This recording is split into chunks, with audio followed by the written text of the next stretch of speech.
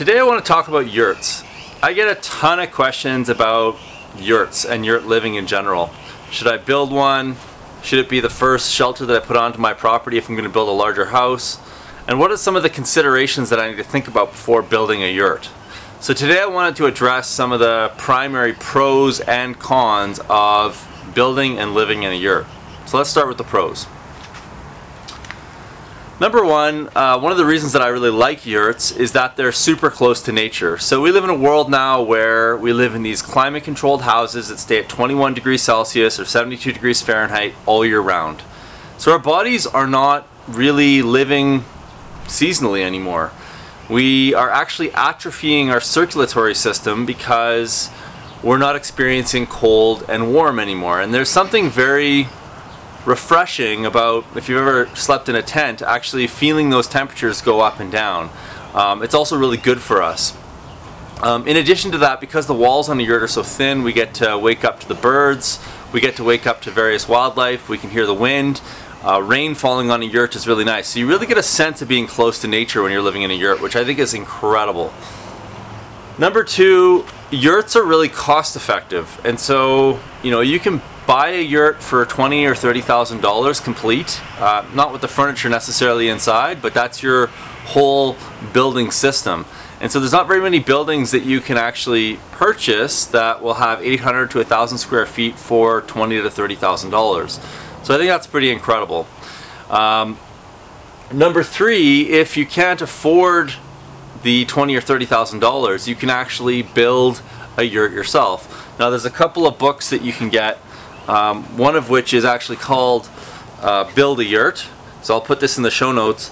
The book itself I think is actually out of print, but it's got everything that you need in there to build a Mongolian yurt. And so once you've got the basic pattern, you can actually make modifications to it as you see fit. Next, yurts have a really low impact, which means that you can place a yurt on some small concrete blocks or potentially on screw piles, which are removable after the fact. And then when you're done living in that yurt, if you sell it or decide that you're going to move into a different building, you can literally remove it, and in a couple of years you'll never even know that that yurt was there, which is pretty neat. There's not many buildings that you can say that you can do that. Next, and it kind of ties into the last point, is they're really, really easy to move. Because they're so lightweight and because they're such a low footprint, lightweight relative to other buildings, you can literally pack the whole thing up, put it into a trailer and move it to the next site, which is pretty great.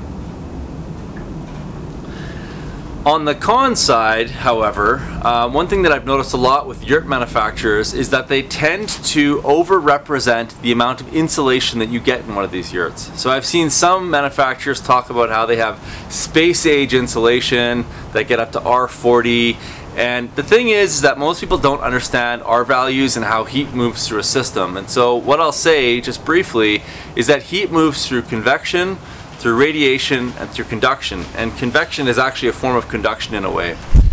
And so what that means to people living in a yurt is that if you're living in a yurt through the winter time, that yurt will only stay warm as long as you have a radiant heat source actually producing heat in the middle of the yurt. And the reason this is that yurt insulation typically is essentially bubble wrap with tin foil on the inside.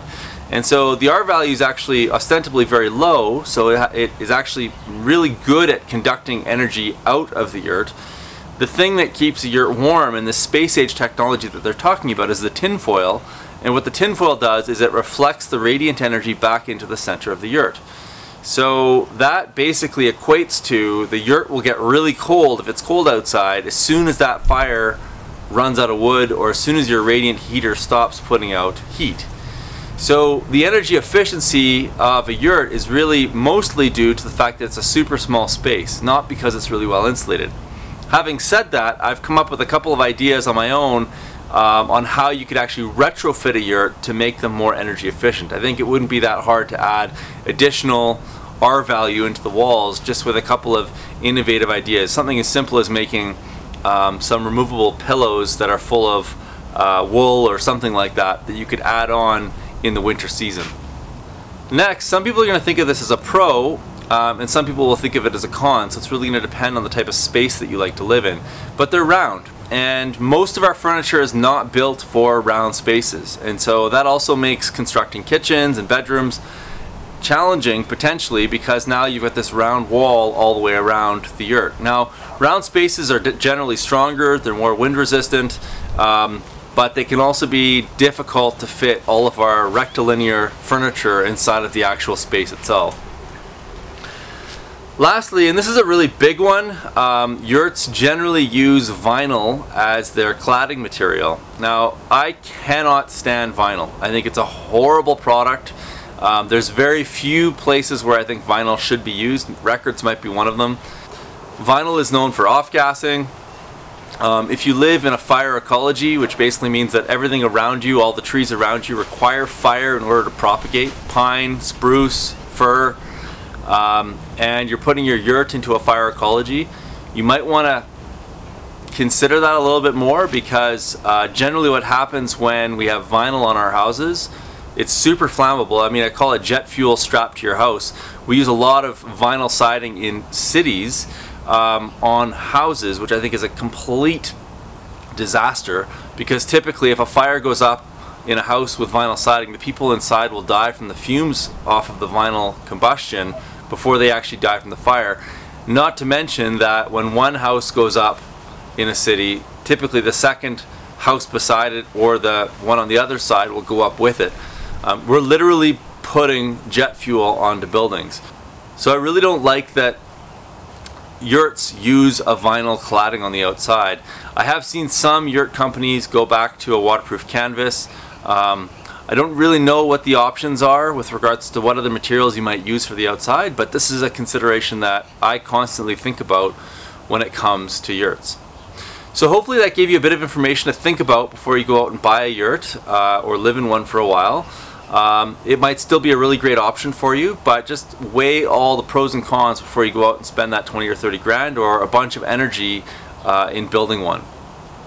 Thanks so much for watching the video. You can check us out at virtualpermaculture.ca and adaptivehabitat.ca, and make sure you subscribe below.